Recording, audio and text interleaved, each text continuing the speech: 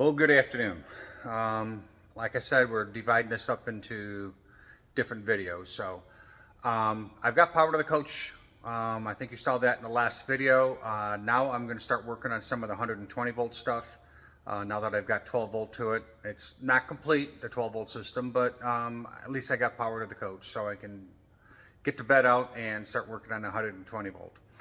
So right now I'm going to slide the bed out and start running some wires, some number 10 Romex to feed the new inverter. 3000 watt inverter needs number 10. The old inverter was only 2000, so it had number 12 and not enough power capability in that smaller wire. So I'm gonna get that done and start working on some monitors as long as I'm pulling wire, because I got to get all the monitors inside the house too. So anyhow, thanks for coming along, and let's go learn some stuff together. So the next step, at least for me, is I've got 100 foot of 10-2 with ground. I'm going to run 2 runs from under the bed and all the way up to where I'm going to be putting in the new 3000 watt inverter. I cannot run it through the same location that the number 12 is, because that goes through conduit. There's no way I'm going to be able to fish it all through there, and besides that, I'm going to reuse some of that wire. So I'm going to take the bed apart, drill a hole through the floor, dump into the water closet, over the rear axle, behind the fender, into the basement, and then along the ceiling all the way up to where I'm going to put everything. Let's go get started. All right, so got everything all torn apart. My original plan, let me grab my flashlight, is that styrofoam mess right there. I was going to dig through that and try and shove the wires, but by the way, what a mess of wires, right? You gotta love Jayco. Although I couldn't find that down in the water closet. So I started looking down in the water closet, and lo and behold, I found a hole already through. It's filled with gray stuff. I'm gonna pick it out. That'll be perfect. I'll just drop my tube wires down through there and start chasing them out. So let me pick out that gray stuff and see if I can get the wires going. Not sure this is the best way to do it, but this 100-foot wire, I'm not going to need all of it, so I want to have one continuous piece, but I only want to do one run. So I stretched it all the way out, got it laying completely flat, and now I've got the 2 ends so that they're flat all the way along, and I'm going to start taping them about every foot, and then that's what I'm going to start shoving through this end first, and that way when I cut off what I don't need, it'll be one piece. Let's hope it works. Well guys, let's hope it works. There's the hole. I punched it through with a screwdriver. Let's see if I can get 2 pieces of Romex down into the water closet. Look at that. Oops. Look at that. I got 2 pieces of Romex down in the water closet. Alright, let me go take off the rear fender so I can get it up over the axle and start feeding it around the tank. Then I'll start pulling. I just wanted to make sure I got it started first. Okay, here it is down in the water closet. Here's the end. The black tank is on the other side of this wall. So and there's an opening where it goes through. I'm gonna see if I can feed it through there into behind that fender. So I gotta pull that fender next. If you've never pulled one of these fenders, I'm gonna show you real quick. There is that's got to be tightened. 2 screws that hold the fender. Come up here. You can see them right here. These 2 right here hold this up against the frame. You just pull those 2 screws, and this whole thing just tilts out. It's on hinges up here. Okay. Got those 4 screws out. Got it hinged up. I just use my cleaning brush. I just prop it up, no big deal. Now I gotta remove this little plate, and I'll have access to that compartment up there. You may ask yourself, how do I know about this? Well, an FYI, both this fender and the fender on the passenger side, those are the fenders that fell off on the way home from the dealership when we bought this back in April of 18. Yes, I am not kidding. All these came loose while we were driving home from the dealership. and they started flipping in the breeze. That was our beginning of our journey with Jayco. But anyhow, let me go ahead and get this pulled, and then I'll start feeding the wire through.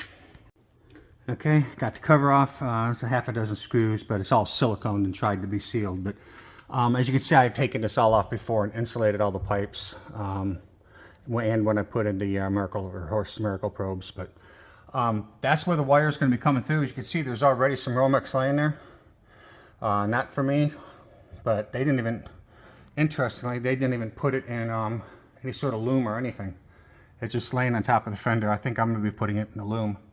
But all I got to do is shove it through there, up and over, through that hole there, and that'll get into the basement. And I'll run it up to where I'm going to put the inverter way up there. Slow process, but I got it into the main basement through that wall. There was an existing hole there that I was able to use. That's where it's coming along the black tank, and I'm still feeding it down from under the bed, which, by the way, I'm doing this by myself, so I'm going back and forth, back and forth, back and forth. A little bit in the bed, a little bit here in the water closet, a little bit in the wheel well, and a little bit out there, and go back and do it all over again. Time consuming, but it'll work. Okay, got it. I probably have 3 or 4 feet too many down here, but I'd rather have extra. I can always cut it off and use it as the pigtail on the inverter. Now I got to put it in the loom and secure it to the roof. There it is coming through there. And that's where it comes down from the bedroom. So I got to put it in a loom and secure it and put everything else back together yet. All right, time to keep going. All right, I got that corner all back together. Here's my 2 Romex number 10s coming from down to the new battery compartment. I have already made an executive decision. This one's from the inverter. This one's to the inverter. And what I'm doing is I'm wire nutting the neutral and ground together on this one. And then I'm going to go down into the basement and take my multimeter and determine which wire has continuity between neutral and ground. And that will be the one down there labeled from power. So that's how I'm distinguishing them. I'm just taking the neutral and ground, wire nutting them together, and throw a multimeter on it. And then this one will get hooked up to that breaker from inverter. We'll get hooked up to this breaker. I still got to go buy the appropriate breakers. Anyhow, just doing some chasing it out and getting ready to start putting the plugs on for the inverter. Okay. Well, I had a 50-50 chance on which wire was the one that I crisscrossed, and I won the lotto. I got it on the first try. So that means this one is the one that is going to be coming from the main breaker, and I'm going to label it accordingly from main breaker, and this one will get labeled to inverter breaker. But my plan here is similar to what they did. I don't know if you can see up in here with the old 2000 watt inverter, is they had those plugs that if there was ever a problem with the inverter, you can just unplug them from the inverter, turn them, and plug them into each other. That's exactly what I'm going to be doing. I've got 30 amp plug, male and female. I got 2 of these. I'm going to put them on here, see how this is coming from the main breaker. It's going to get the receptacle portion. And then on the inverter, I'll put this side. And on this one, I'll put that. So that if there's ever a problem, I can always just put them together, lock them, and bypass the inverter altogether. And that way I still got power. So that's the plan. And these are going to go in here. Then the inverter is going to get mounted there. So that's what I'm working on now. All right, quick update. I took the inverter breaker panel and slid it through the hole. Here's the number 10 coming from the inverter. This is the wire that came off of that panel that controls the front air conditioner. That front air conditioner is going to hook up to this double pole 2020, and the microwave 20, I'm going to pull that breaker out and put microwave on one side, AC on the other here. And this gets its own 30 amp breaker. So the way this works, by the way, if you're the least bit interested, this bus bar in here is fed from the inverter by going into a 30 amp breaker, back feeding to the bus. That's how this works. Power comes in from the bottom of the breaker, feeds the bus to feed the other breakers. Kind of backwards, but that seems to be working that way. I'm sure they didn't want to put a whole nother breaker panel in here. But anyhow, front AC is going in here. This is from the new inverter going in here. I'll get those in there and get that mounted. Then over here, I'm going to have to do a whole lot of rewiring to bring in the new inverter, move the air conditioners around, and put in a plug for the AC to DC charge that I'm putting down in the basement. So that's what I'm working on. All right, there we go. There's the inverter breaker panel. This is the new number 10 coming from the new 3000 watt inverter. Feeds this 30 amp breaker from the bottom, looped around, and that back feeds the bus. On here is a 15 amp breaker which does the theater seats in both TVs and the receptacles under the bed. This 20 amp here does the microwave. This 20 amp here does the front air conditioner. And get that puppy back in there. Get it all mounted, and then try and tackle that. That one's going to be a pain because there's 10 pounds of wire in that 5-pound bag. But we're going to make it work. Anyhow, there we go. We got the new inverter panel all wired up. Alright, not that you need to know all the specifics of my house. This 20 amp right here was the inverter. He's now going to become a plug down there that's going to feed my AC to DC charger. The 80 amp AC to DC charger. I'm going to put a plug on the end of that wire. So I'm just going to leave him right on that 20 amp that used to feed the inverter. This 20 amp on the large breaker is the rear AC. I'm going to unwire him and move him to the 20 amp that was the front AC. And then I'm going to pull this 20 amp and put the 30 amp here and put in the wire to feed the inverter for the pass-through. With all that said, the whole thing, the whole trick is to keep things balanced. I've got a sheet on everything. So the front AC is now over on L2 because he's on the inverter. So front AC is going to have to come down here. That means I've got both ACs on L2, but by moving the rear AC over to where the front AC was, that'll put rear over onto L1, so it should keep things balanced between L1 and L2. That's the plan. When I get this all done, I'll just test everything. Okay, we're done. Under the bed. That one I already showed you, how I've got that one all set up. I got the cover back on this one. All I have left to do here is make some labels. By the way, this blue tape is on the water heater. The water heater has been bypassed and it's empty. And I don't want to accidentally turn it on, so there's blue tape on the breaker for the water heater. I got to make some labels. What says inverter is now going to say AC to DC charger. What says AC2 or rear is now going to say inverter. And front AC is now going to say rear AC. So all I got to do is go make some labels. And we should be good with the wiring under the bed. Still, one of these days I'd love to go back and clean up this mess and get rid of some of this weight. But anyhow, I got to put up the bed all back together yet. Alright, so today I'm doing a little bit of cleanup work. I don't even remember, but there was a big yellow wire hanging here that used to go to the inverter.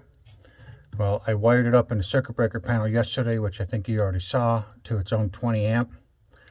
And I put a receptacle here, and that is going to be the power that goes to the AC to DC charger. That's the power cord that comes in, goes over there. That way I can turn that breaker on and off to turn this on and off, and just leave the switch on here. So that's one little cleanup thing. The next cleanup thing is on the DC to DC. Let me show you what we got here. I actually unmounted it. Let me see if I can get some light over here. On the DC to DC controller, there's some jumpers down here. And the manual on this is freaking useless. It's just a bunch of bullshit. There's nothing in here on the manual about this. Except for the LC to IN plus. I don't know if you can see that. LC to IN plus. Jumper that if you want this to only operate at 30 amp instead of 60. And then to turn the thing on, you got a jumper from IN plus to D plus. And that'll turn it on. If you don't jumper that, it won't turn on at all. But that's a bunch of bullshit too. In reality, what we need to do is we need to supply 12 volt to D plus whenever the ignition's on. So I just ran this little itty bitty thin wire, doesn't need to be much, from my BIM ignition switch, so that whenever my ignition is on, this is 12 volt positive. When I shut the ignition off, this is 12 volt or not on at all. There's nothing there. That way, the DC to DC will not be draining the chassis batteries unless the ignition is on, or it won't. If you shut the ignition off and you don't have this on there and you just jumper it like they tell you, it's going to be pulling power from the batteries at all times, from the chassis batteries to the house batteries all the time. If that's what you do, is just jump that, and that'll kill your batteries. Take this, put it in here into D plus, and that way this will only turn on when the ignition is on. We shut the ignition off, this shuts off. Save your batteries. That's what I'm working on now. One more thing the manual doesn't talk about is the connection for these. The little gray square on the top is a push. So in order to get a wire in there, you have to push this in with a small screwdriver, slide the wire in to the little hole underneath. I don't know if you can see that down in there. So it's just a push. Slide the wire in and release, and it locks the wire. Nothing in the manual about that either.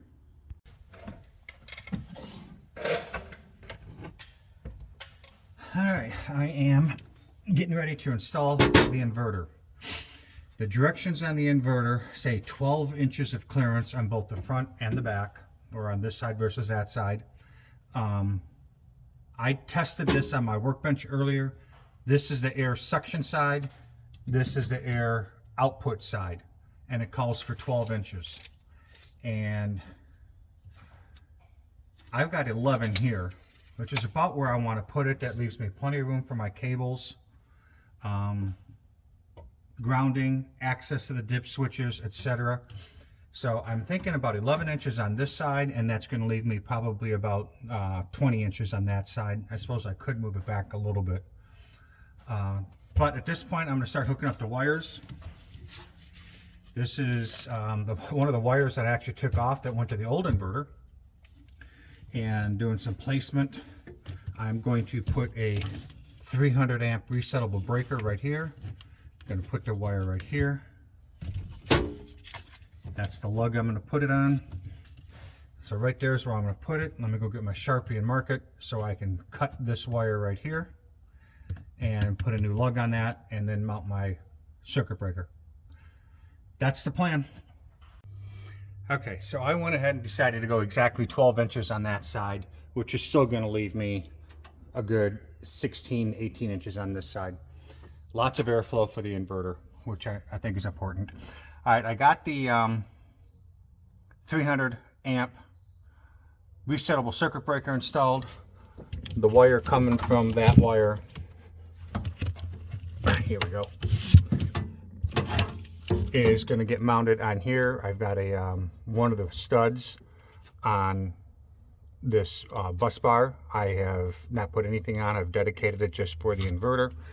And now I am working on the other side of the circuit breaker. Come around here. So now I'm working on the other side of the circuit breaker. I'm going to go here and going to swing up and connect right here. One thing that I am doing, don't know if it's necessary or not, but this cable is long enough that if I ever have a problem with the circuit breaker, even though I carry a spare, I can always connect it directly to here and bypass the circuit breaker, but hopefully that won't be necessary. So now I just need to get my measurement on this. Let's see here, get it on there. That's just going to loop around. I'm not going to try and do anything fancy with it. I'm not going to try and keep it in the air. Not going to put it anywhere. It's just going to be protected. So that's about where I'm going to have to cut it right there. And I forgot my Sharpie, so I have to go get that. Okay, where are we? I got a big giant mess of wires. All right, so I've got the 12 volt positive going from the circuit breaker and I've got it just loosely put onto the inverter. I've got the negative 12 volt wrapped around and just loosely put onto the negative of that. The positive going to the breaker, I've got just laying there. I haven't hooked it up yet. Even though I've got a breaker there, I just don't want to mess with it, because right now what I'm going to start working on is the input and output of the 120 volt going to here. As I mentioned earlier, I did twist locks, 30 amp twist locks, so that I can just bypass it like they did with the original male female, just so I can just plug it in and bypass if necessary, which, by the way, I did that this morning. The coming from the breaker panel going to the inverter breaker panel, I put these two together and actually turned the power on for the first time in quite some time, and everything works. So all my wiring under the bed is all good. All my 120 volt wiring is good. So now I just got some pigtails of some number 10 that I'm going to go ahead and put the new plugs on that will match up with that, so that we get 110 from the main panel into here, pass through, back out to go up to the other panel, or if we don't have power and we turn this on, it'll take the battery and give me my 120 out. So that's where we're at right now. I'm going to make some plugs. Okay, I'm still working on the inverter, getting that installed. I've got the 12 volt cables all made and put together and just sitting there. I don't have them hooked up yet. The kit came with, or the inverter came with, some nice plastic covers to cover the 12 volt connections. Came with a screwdriver for working on the 120 volt, and it also came with this. These are lugs that go into the connection and some heat shrink, obviously ground, line, and neutral. They call it live, not line, but you know, the black is always called line. I looked at these and I decided I'm not going to use them. The connection that these go into will handle a number 10 wire, no problem whatsoever. So I'm not using them. It just looks like another point of failure trying to crimp that onto a solid copper number 10 wire. Just a point of failure. And their screwdriver sucks. It just can't get in there because the terminal is just a little bit kind of weak. Regular size screwdriver doesn't work, but I happen to have a really good electrical hardened screwdriver that fits in there perfect. So that's what they gave us. I'm not using them, and I'll show you what I did. All right, so what I did, this is the output side, the ground, the line, and the neutral. It's kind of backwards. They must not follow the National Electrical Code. Obviously not, they're from China. But you never put the ground next to the line. The ground is always next to the neutral, but it's not that big of a deal. I've got them in there solid as can be. Their terminals are a little weak. The screw there, the head, I'm afraid I'm gonna strip it or flatten it out. It's just kind of weak, but I did get a good solid grip on there, and that is solid. And what I just hooked up was output that's gonna go to this, which comes from the, or that one will go to the inverter panel. I'm now fixing to make this wire here. I'm gonna use that piece of wire and that plug. That's what I'm making right now. Okay, I got my two pigtails hooked up. They plug into there and there, which I'm getting ready to do. Over here, I still have to hook up the ground, which I'll do here in a second. Hook the positives up, and we're gonna give it a shot. Right now, I've just measured from here to here. But from here to here, I've got exactly 12 inches, which is what the book calls for. Measured from here to here, I got 7.5, and measured from here to here, 7.5. So I'm in there square. Gonna go ahead and finish putting it, screwing it down and hooking it up, and we're gonna try it. Okay. Well, I turned power onto the coach, checking some things. I turned this back on. The light saying fast charging is happening, and if I look up at my control of my shunt, I'm putting in 41 amps. So let me take this little knob right here that says charging current, and I'm going to turn it clockwise. Let's see, 40. I'm going to turn it clockwise here. Okay, well, it dropped down. Instead of 40 amps, it's now only putting in 16 amps. Well, that's kind of interesting. It's supposed to be 5 to 45. Why it's putting in 16, I'm not sure. Oh, it's probably coming from the house is the other stuff. The converter slash charger. The fan even just slowed back down. So let me go make sure all my pass-through stuff is working. Okay, let's see what we got. Microwave is on. That means our pass-through is working. And the clock is flashing, which means we now have power to the coming from the inverter side. And looking up here at my watchdog, I'm pulling 2 amps on line 2, which is the inverter, and 2.5 on line 1, which is most of the house, all the lights, and the converter. I'm pretty sure the converter is on line 1. So, yep, that's what's going on. All right, so right now I don't have any of the controls in here. Not sure where I'm going to put the shunt controller. Angel's saying I should put it down here. The inverter controller, I'm thinking I may put it right here temporarily, deciding if I really want to use it or not.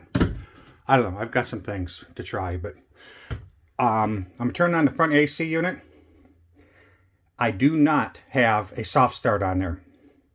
I'm going to turn on the fan. Once the fan's going, I'll flip it over to AC. See what happens. I may have to go out and buy a soft start, but let's just get the fan going right now. Fan high.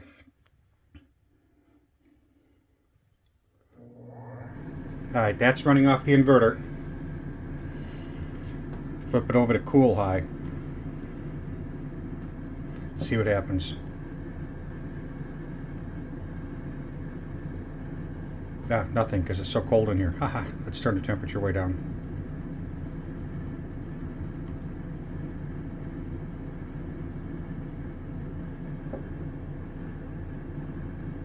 Listening. It kicked in. It definitely kicked in. Let me go check the inverter. Okay. Interesting. That air conditioner is drawing 88 amps. The microwave on convection oven was drawing 120.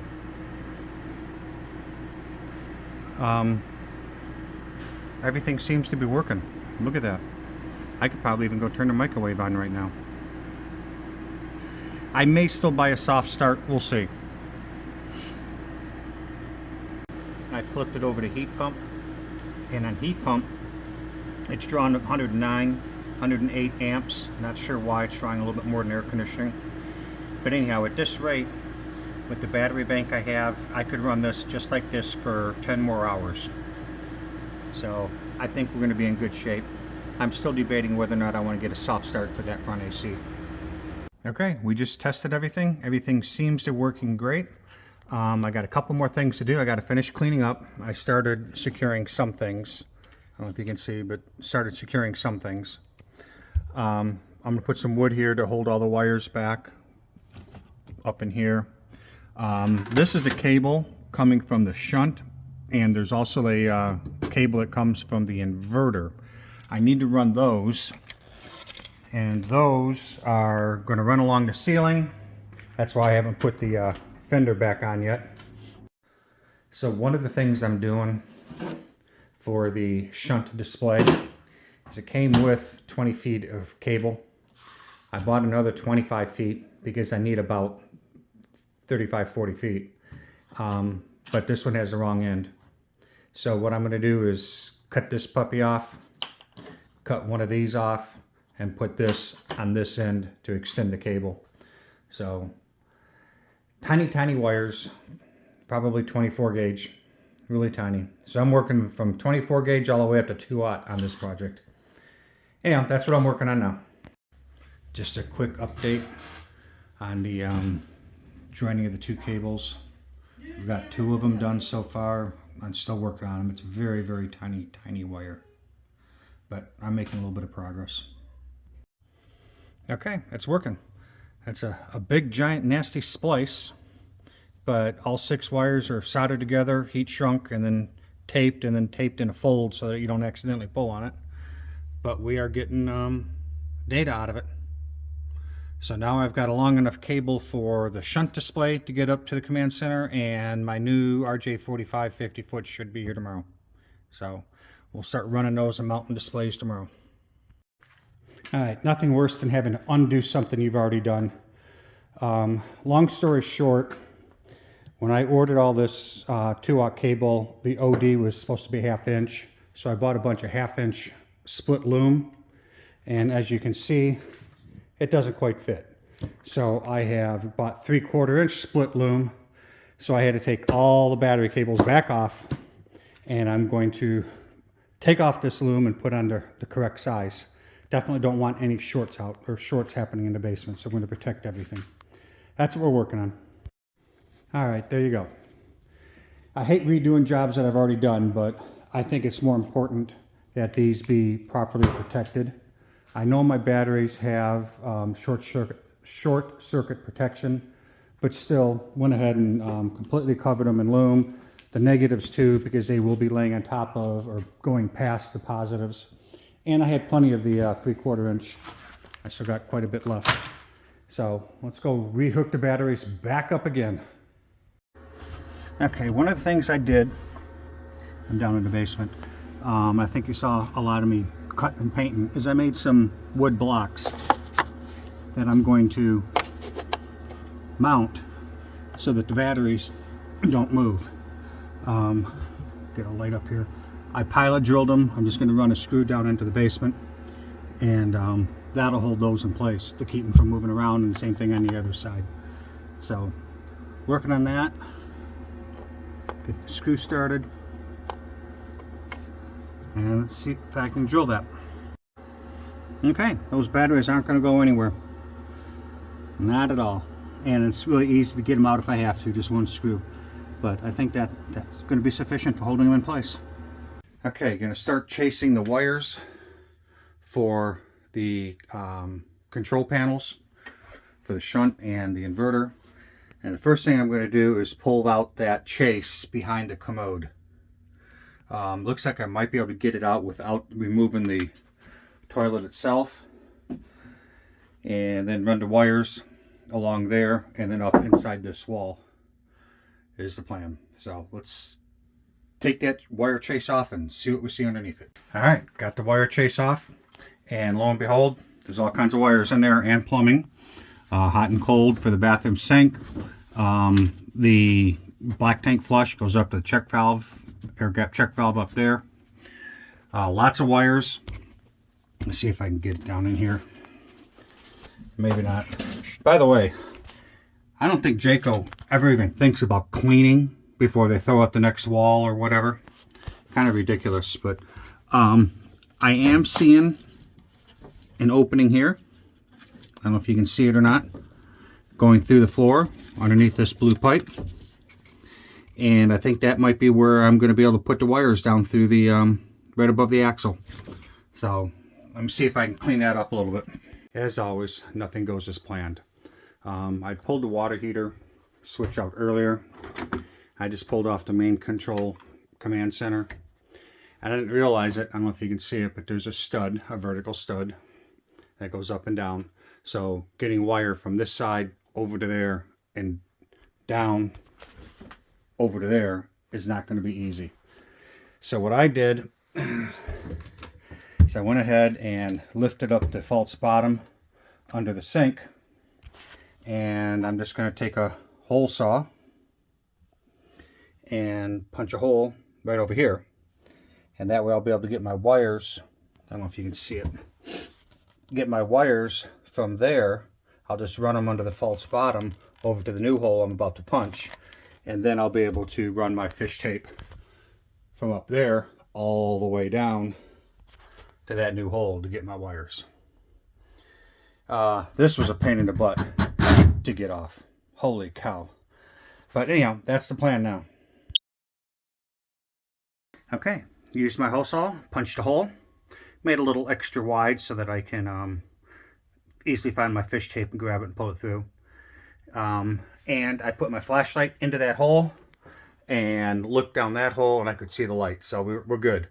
I'll be able to run my fish tape straight down, hook onto it there, and that hole, pull it out, bring my wires from over there to there. So I'll be able to get my wires in here now. So that's a good step. Going in the right direction anyhow. So to run the wires for the displays, I'm going to be going up that way, coming across here, through that wall there, into this basement, tie wrap to the ceiling, over to the equipment. Right now, I am just putting everything into some split case loom. Once I get it all in there, or not all of it, but enough to get from through that hole all the way to there, I will stop and start pushing it through. So that's what I'm doing, is running the wires now, or at least trying to get ready to run the wires. All right, I got it fed through over the rails in the ceiling, and I'm starting at this end and going to work my way back towards the displays. Right now I've just got these plugged in here, got the one for the inverter down through here, and now this I'm going to clean up and start tie wrapping together and shortening up and taking up the slack and work my way back that way. Just trying to make it a little prettier now. But yeah, we're going to start on one end and work our way towards the displays. All right, so what I've done was, from the bathroom, I shoved my fish tape wire through, and I've got the 2 wires inside the loom taped to that. Now I'm just going to go back up in the bathroom and pull. Well, that was pretty easy. Just pull the fish wire up, and up through the hole came the loom with the wires in it. I'm going to go finish putting them in the loom, and I'll feed them through there, behind this wall, and then underneath this cupboard. Okay, I've got the wire all in the loom, going to the battery compartment, going up to the display modules, all the excess wire bundled up. I'm going to put this in a Ziploc with bubble wrap to protect it and shove it up in there. And there they are. I'm going to put some tape around this and put that in the wall. And here are my wires. Now I'm going to get these. The white one's got to be fed in there. This hole's got to be opened up to accommodate the new display. Lots of fun stuff. So let me get started on that. All right, I got the wires fed through. The RJ45 I've got coming up through a corner here under the false bottom. This is going to get mounted in here. Only because I don't like that displaying, but I do want to have the remote on off. I've got the wire for the shunt, and I've got it fed through this hole. This hole needs to be enlarged for that. But yeah, the wires are now fed through and everything is working. So we're making progress. All right, I think we're going to have to call it a wrap on this one. This is turning out to be multiple videos. This huge project. I don't know, this has been going on for almost 3 months now. I got the batteries back in October. This is March, so it's a lot of information. I hope you're learning something. I hope, you know, I learned a lot doing this. So anyhow, so we're done chasing all the wires. We did have some problem chasing the wires in the bathroom. I got my fish tape stuck. That was a PETA to try and get that all fixed. I didn't put that in because it took me a long time to figure it out, but, and get it fixed. But anyhow, everything's all chased out now for the monitors. I am going to now get the monitors all mounted, and then we're going to do some serious testing. Get everything all tested and stress test everything and make sure everything's working right. So thanks for watching. I think we're going to probably have one more part after this. So again, thanks for watching. Hope you stuck through the whole thing. And if you haven't hit that subscribe button yet, please, if you haven't hit that subscribe button yet, please do. Thanks for watching. We'll see you in the next one. Bye.